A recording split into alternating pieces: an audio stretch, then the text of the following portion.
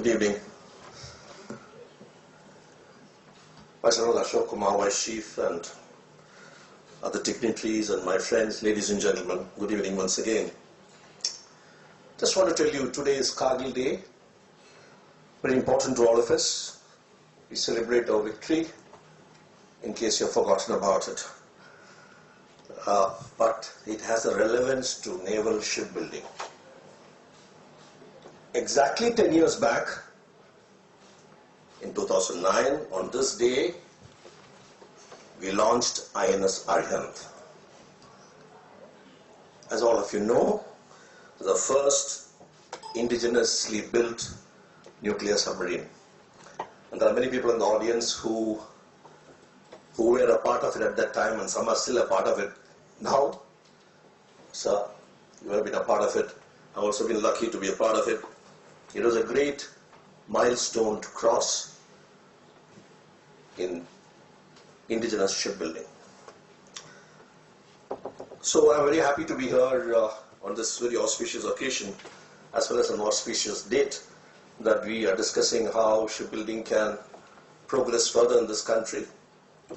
And the last 2 days, yesterday and today, over 6 sessions, nearly 40 speakers spoke on many issues, and I was fortunate to attend most of it.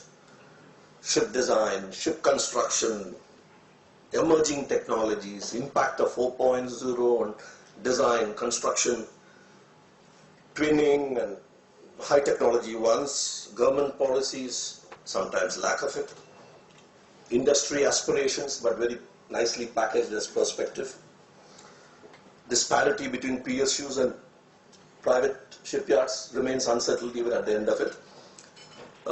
Playing field getting more level as we go along, and all these talks which we had, presentations which we had, were good. Unfortunately, there were very few Q&As at the end of each session. Now, I think that took the toll. The actual takeaways come from Q&A session as per me, and to that extent we are become poorer when we leave this hall after today's final session with the valedictory function. After having said that, and when you leave this hall after the session, I'm sure you'll remember this poster. 2 ships are there. When I look from here, the ship in white seems to be ahead, and it's really so. Defense shipbuilding is important for the national security, there's no doubt about it, and CNN spoke about it, how much plowback takes place into national economy if you build a warship. Undeniably, commercial shipbuilding, very important for national economy. So you have 2 different streams of ship operations at sea. One is merchant shipping, another is naval shipping, or naval ship operations. And both need to be there to the extent we can afford, and we can make it support our security as well as economy. And the theme of this seminar has been nation building through shipbuilding. Warship building in our country has been going on for the last 65 years, has been largely in PSUs, most of it defense PSUs plus Cochin Shipyard, very tightly controlled by MOD, very seriously followed up and pushed by Navy as a very zealous, impatient customer, and rightly so, because it took more time and more money to get the ships which they wanted. But it was progressing in some manner. Much was talked about it in the sessions, and there are takeaway points on how it will take 20 years to complete the present set of orders at the rate at which it is being done now by all shipyards put together. which may not be a good thing. But I'm sure naval authorities will address this issue and see how it can be accelerated. Commercial shipbuilding, the other ship, is near to me, but that looks ahead. Steered by Ministry of Shipping, mostly done at private sector shipyards. As a shipbuilding activity, it was left to dry out in the air, an unprotected environment, hugely subject to vagaries of international competition and the ups and downs of market condition, mostly of oil and gas. So you see the difference between the challenges of defense shipbuilding and commercial shipbuilding for the country. And today I'm not speaking as MD CEO of L&T Shipbuilding. I'm just speaking as a participant of this seminar, and whatever has happened in the last 2 days, I'm just getting across the point to you. Shipyards which handle commercial shipbuilding, they have struggled. Some have fallen by the wayside. The balance are still struggling. But definitely they are looking at a very bleak future. I would think there is over-protectionism for defense shipbuilding in this country as compared to commercial shipbuilding by the Ministry of Defense.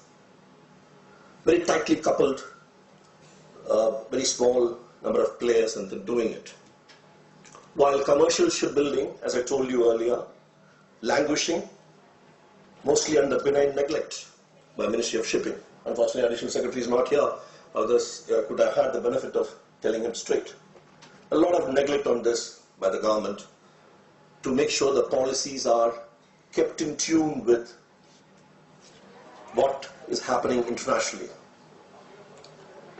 We all heard yesterday how Korea, and I think Abdul Bhatia was here, how it started in '75 as a very small shipbuilding company, country, and where they have reached, where they had reached, and of course recently overtaken by China. All this happened because of governmental policies and the focus which was given for the various activities by the government.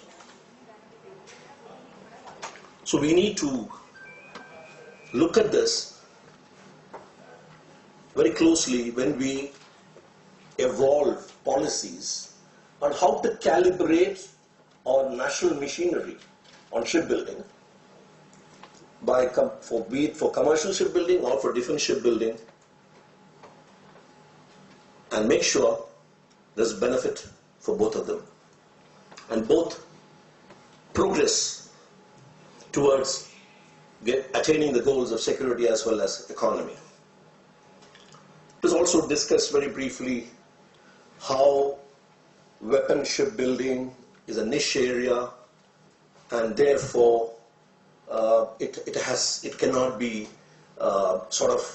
permitted to be done by people in the other than public sector.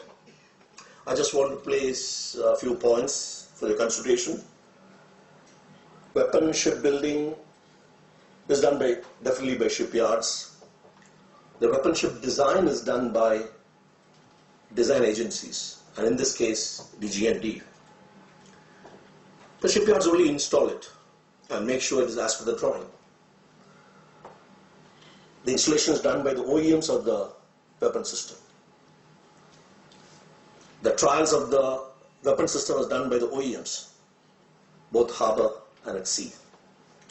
So if there are external agencies to the shipyard in design, in installation and in trials, I suppose any skilled shipyard should be able to do weapon ships. Today, some of the commercial ship propulsion systems are far more complex in mechanical alignment and installation as compared to weapon systems. Anyway, weapon systems are getting more smart. Doesn't require all that stringent installation which we used to struggle Of course, in my younger days in the dockyard, you don't have to do it. You can generally put it the way it is supposed to. Thereafter, the system has got a self-measuring technique, and that is frozen into the software as a personality parameter. This has started coming in INS Brahmaputra onwards. For Shikari system onwards, this has already come into the Navy. So, stringent leveling, transferring data, all those things are gone. They're not there anymore in weapon system. Okay, these are too much of specifics. So coming back to commercial shipbuilding and defense shipbuilding, definitely there's a need at the national level. There needs to be a calibrated approach, and looks like this cannot be ensured by either the Ministry of Defense or the Ministry of Shipping. There was a suggestion from one of the speakers today that there needs to be an overarching authority into shipbuilding, which almost everybody has agreed is a strategic industry. It has to be considered in the strategic sector. So there needs to be an overarching authority which looks at how shipbuilding can be progressed on both these streams. I hope this gets done. At the lowest end of the chain, which is the shipyard, I expressed my point a little later in the last session. Commercial shipbuilding teaches the shipyard how to be competitive, how to finish projects on time, which does not get done adequately in defense shipbuilding. I hope many of these factors would subsequently get elaborated or discussed, or in the subsequent action by both at the naval headquarters level as well as at the industry level. And when we come for the next seminar, maybe after a couple of years, we will have a different story to share amongst us. I want to thank FICCI, I want to thank Indian Navy, DGNT, CWPNA, as well as NMF for having given me this opportunity to share my very limited experience with shipbuilding after my retirement. Ladies and gentlemen, thank you very much.